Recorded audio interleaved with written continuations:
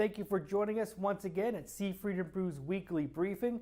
I am Jamie Sumner, Chief Analyst here at Seifried Brew, and for this week's webcast, we want to go over our release last week of the top 15 percentile banks.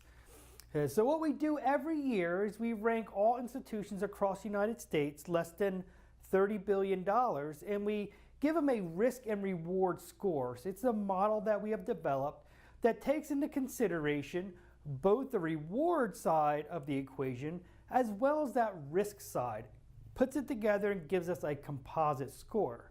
So overall, what we like to see are banks with inside the top 15 percentile. So these are banks which we would say that have optimally balanced their risk and reward profile. When we go through the list of institutions and we start to look at the averages of those banks that are in the top 15 percentile versus those banks that are outside of it, we begin to see an interesting layout here. You can see the average risk score of banks in the top 15 percentile, which would be about 861 banks, 860 banks. You can see the risk score is 34.98. So this is on a graduated scale, 100 being the riskiest in our model, and 0 being the least risky or no risk. Obviously, there are no institutions at the 0 mark. But when we look at it, their risk profile is showing at a 34.98, whereas banks in general across the United States, excluding the top 15 percentile, are at a 42.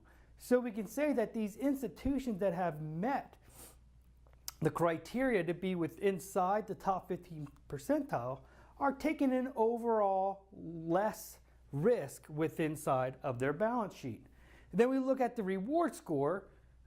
Banks inside the top 15 percentile, the reward score is around 69 compared to banks that are not in the top 15 percentile, and their risk score on average is a 42. So the profile here for institutions in the top 15 percentile are those banks that take maybe a moderate level of risk in here, but are garnering a higher level of return. When we look at it in terms of ROA and ROE, we can see here that on average, banks that do not file under Subchapter S, their average ROA for 2016 was 1.38 compared to the average non-bank, non-top 15 tile bank, their average was 0.62. So you have a much broader, a much higher level return on assets. We look at the sub-S banks, and they're at a 2.07 versus the national benchmark at a 1.09. So you can see those institutions that are inside of our top 15 percentile are garnering, on average, a much higher level of return on average assets. Now we split out the banks in Subchapter S status and non-Subchapter S just because of the overall tax advantage.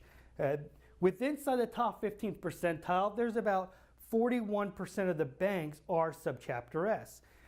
Banks outside the top 15 percentile are about a 35. So we have a good weighting to the overall numbers here. But when we look at the makeup of performance, we can see the top 15 percentile, their net interest margin is a 4.01 versus the national benchmark at a 3.70.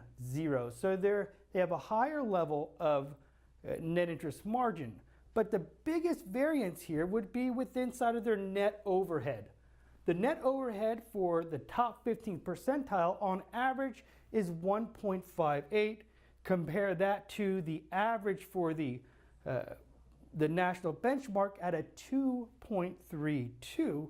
You can see that is where the biggest difference lies, and that's the differentiator between top 15 percentile and non-top 15 percentile beyond the net interest margin. They just operate at a much higher level of efficiency in here. And we can see that when we look at the components of that net overhead. If you recall, net overhead is a difference between non-interest expense and non-interest income.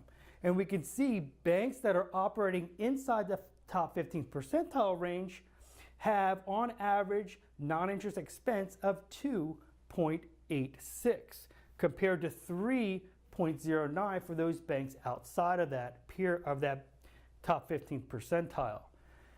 Also, you look at the non-interest income, banks inside of the top 15 percentile garner a high level of non-interest income, and on average is 1.28 compared to the 0.77 for the national benchmark.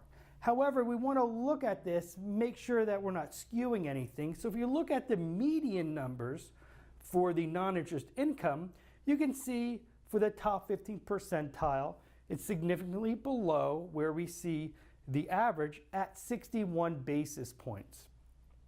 However, at 61 basis points, they're still higher than the overall non-15th percentile bank at 0.53. So within this, we can see that banks that are inside that top 15 percentile, they are there and they have a level of risk that is around moderate, so at the lower end of our risk score. However, they're garnering a higher level return by way of a slightly higher net interest margin, but even more importantly, a higher level of efficiency because of the lower net overhead. If you want to look at the complete list here for the top 15 percentile, you can visit our website at www.sb15th.com, and at the bottom there's a link to look at the entire listing of that 860 plus banks that have made it onto our top 15th peer group. Have a great week, everyone, and we look forward to seeing you back next week when we look at the release of the first quarter GDP for 2017. Have a great week.